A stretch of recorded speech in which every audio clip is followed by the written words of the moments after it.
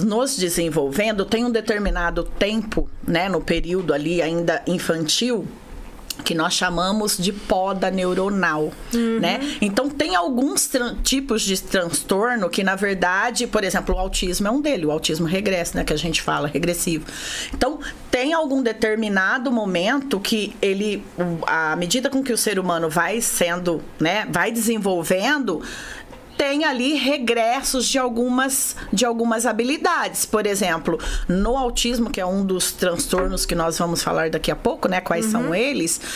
Nós temos aí um período que pode ser que seja aí, né, um exemplo prático, assim, uma criança que ela até já falava as primeiras palavrinhas, batia palminha, mas que foi desenvolvendo e chegou um determinado período de tempo que ele acabou perdendo essas habilidades. Então, pode ser que tenha essa regressão, né? Em alguns casos, não todos. Isso não é regra do transtorno, né? E o transtorno, ele é muito também, ele depende muito, ele é multifatores, né? Por isso que é transtorno, né? Quando nós falamos sobre transtorno, o transtorno, ele não é uma doença. Isso é uma das primeiras questões que a gente tem que ter esse entendimento. Transtorno não é uma doença, não é uma coisa que, fulano pega, passa, tem contágio. Não é. O transtorno do neurodesenvolvimento, nós nascemos com ele, mas é apenas uma dificuldade, ele é um prejuízo, ele não é uma doença. Então, que isso fica bem claro para quem nos ouve, né? E como aprendizado, a gente carrega isso para o resto da vida. O transtorno, ele traz prejuízos, né? Para determinadas habilidades, mas ele não é uma doença. Sim. Tá? E como ele é multifator, ele não tem uma causa exatamente específica para, né? Então, ele tem, claro que a causa a parte maior, digamos assim, da causa é genética, né? Em alguns casos ali também tem ali a hereditariedade, porém o ambiente também determina muito, né? Nessa questão dos transtornos. Então, dependendo do ambiente que esse ser está e convive, esse transtorno, ele tanto pode agravar como ele pode diminuir. Tá. Né? Me explique um pouco mais sobre esse ambiente. Então, esse ambiente, deixa eu te dar um exemplo. Se você quiser, a gente pode, eu vou só classificar exatamente quais são, né? Falar um pouquinho quais são aí. Então, nós temos o transtorno do déficit de atenção e hiperatividade, que é o TDAH, certo, né? Nós temos aí outro transtorno, que é o transtorno da deficiência, antigamente nós falávamos deficiência intelectual, né? Que na realidade, por lei, a gente, que é o antigo retardado, né? Então, a idade cronológica tinha essa diferenciação entre a idade cronológica com a idade mental, certo, né? Então, hoje a gente nem pode fazer essa citação, né? Em questão de retardo. Por quê? Porque hoje nós já temos outras nomenclaturas, assim, né? Outros batizos, assim, de nomes.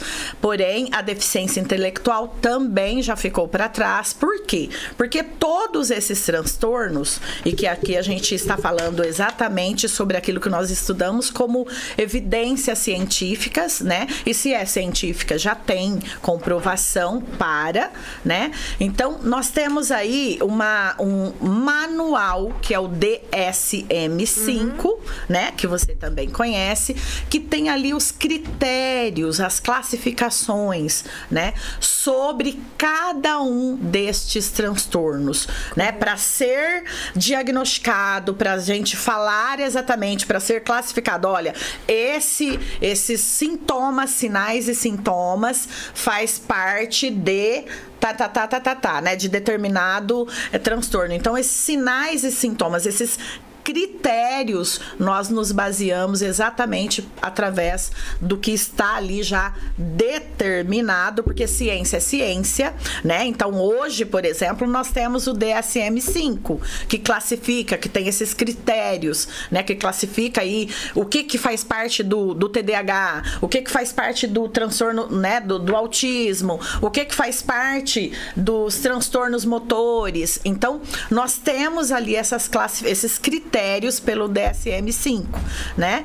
Porém, que acontece? Para a gente se certificar exatamente e classificar, olha, esse daqui, esses sinais, sintomas faz parte desse transtorno, então é mensurado exatamente através do DSM-5. E como o DSM-5 ali tem o que está ali, o que são os determinantes, são evidências científicas, de repente, né, daqui a alguns anos, por exemplo, em 2025, o DSM-5, ele já vai ser, que ele já é revisado, inclusive a nova edição dele foi agora de 2000, DSM-5, ele foi lançado em 2013, mas já foi feita uma atualização dele, né? Por quê? Porque por conta de novas descobertas, né? Novas atualizações dessa ciência, novas pesquisas. Então, em 2022 foi atualizado nos Estados Unidos, 2023 foi lançado aqui no Brasil, né? O DSM-5-TR, e que esse TR já é o revisionado, né? Já fizeram ali uma revisão, né? E o deficiência intelectual hoje, como que nós podemos... A deficiência intelectual hoje, que nós já não classificamos, não usamos mais essa nomenclatura. Como é classificado agora? Exatamente. Nós chamamos de transtorno do desenvolvimento intelectual. Ah, entendi. Né? Então, essa nomenclatura